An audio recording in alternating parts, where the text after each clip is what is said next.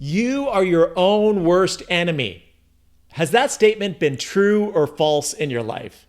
Well, if I could speak personally, I have been my own worst enemy too many times to count, and specifically as it relates to my business mindset. Have you ever uttered thoughts like, I don't have what it takes. I don't have enough skills. I'm too old. I'm not an expert. All of those statements are called limiting self-beliefs.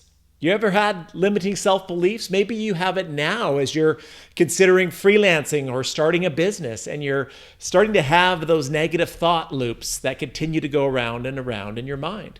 Well, it's interesting. Tony Robbins says that success is 20% skill and 80% psychology. Isn't that the truth? In other words, our mindset, how we view ourselves and our world, really shapes our success. It has a huge impact on whether or not we're successful in whatever we do. Whether you're an athlete or an entrepreneur, mindset matters.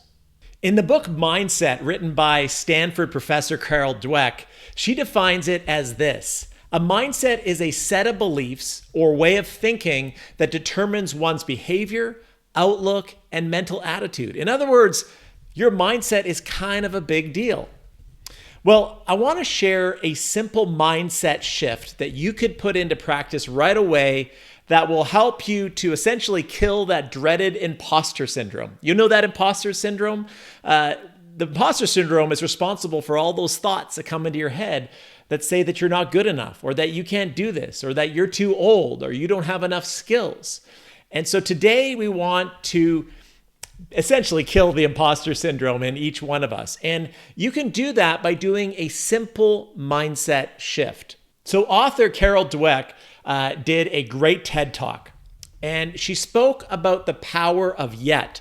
And she shared this study that happened many years ago in a high school in Chicago, where the students, when they were completing their exams, were not given grades, but they were given a not yet. So if they didn't do well on it, or they didn't excel at the exam, they weren't given an F or a fail or a D or a C minus.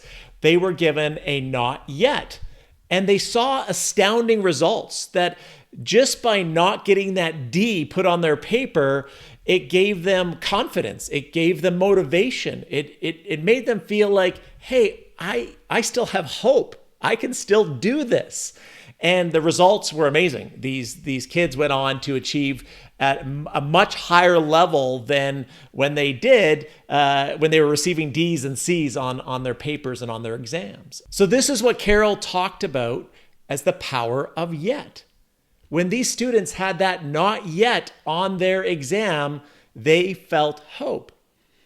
So what I'd like you to do, this is a simple exercise. If you've ever had limiting self-beliefs, I want you to write down your limiting self-belief and then add yet at the end.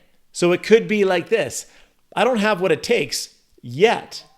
I don't have enough skills to be a freelancer yet.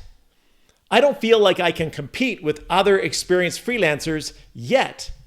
I'm not an expert yet. Do you see the difference? In other words, you haven't arrived yet. Isn't it possible that your best work and your greatest success is ahead of you because you're not there yet? So when I think of my own entrepreneurial journey, my wife Kelly and I launched Freelance University back in 2008. And I can tell you, I did not have an entrepreneurial bone in my body. I grew up in a great home. My parents had regular jobs, and there was no talk about starting businesses. I wasn't that kid that was on the corner selling lemonade. And so I just didn't have an entrepreneurial spirit. And so it took a while for me, and I had a lot of limiting self-beliefs that I don't know how to be an entrepreneur. I don't maybe have what it takes. You know, what business do I have starting a business? It was all of those things. And eventually I had to get to a place where I said to myself, I don't know how to be an entrepreneur yet, but I'm going to get there. And let me tell you, 16 years later, after learning, taking classes, making a lot of mistakes along the way, I have developed some strong entrepreneurial skills. I wouldn't say that I've arrived, but I'm way further ahead than where I was 16 years ago. And it's the same for you. If you're just considering starting a freelance business, well, I can tell you, maybe you're not there yet.